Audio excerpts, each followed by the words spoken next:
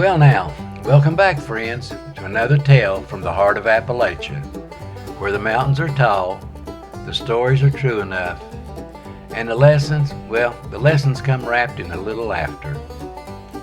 Today's story is about our good friend, Earl McClendon, a man with a heart big as a hay bale and about the same amount of coordination. But bless him, he always means well. Here's the story. It was a chilly morning, the kind where the frost hangs on the fence posts like it's too tired to melt. Earl was puttering down the back road in his old Dodge pickup. He was humming a tune he didn't quite know the words to when he spotted a fella standing beside a car with the hood up. Steam was rolling out like that engine was trying to cook breakfast. Earl slowed down, leaned out the window, and hollered, "Hey there! Looks like you could use a hand.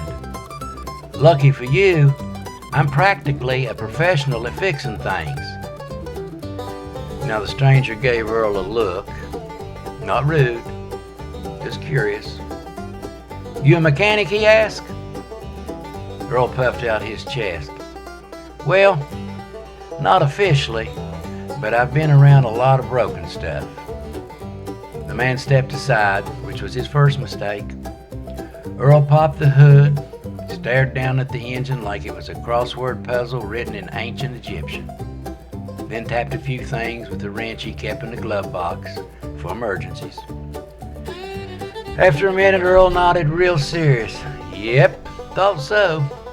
Your carburetor's out of sync with your alternator. Classic case." The stranger blinked. "This car doesn't have a carburetor." Earl froze. "Well, that explains why I couldn't find it."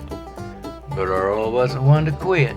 He tugged the hose, tapped a metal thing, jiggled something that probably shouldn't have been jiggled, and suddenly the engine coughed, sputtered, and roared to life.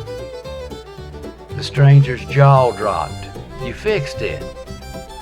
Earl grinned like a possum in a pumpkin patch. "Told you, practically a professional."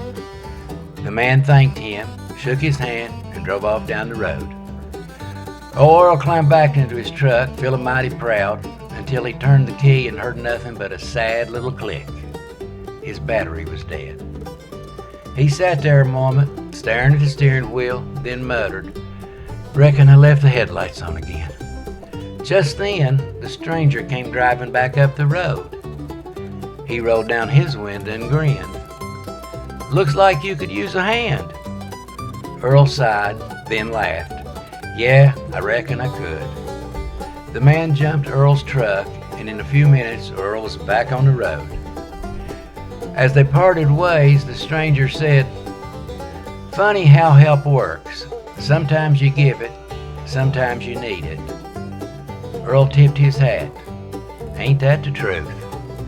And from that day on, Earl still helped folks, but he was also kept a pair of jumper cables in his truck, just in case the helper needed help again.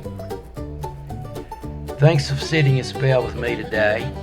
If you enjoyed this little tale, be sure to join us next time for more stories from the mountains, where the humor is gentle, the lessons are warm, and Earl is Earl. Until then, take care of yourselves and take care of each other.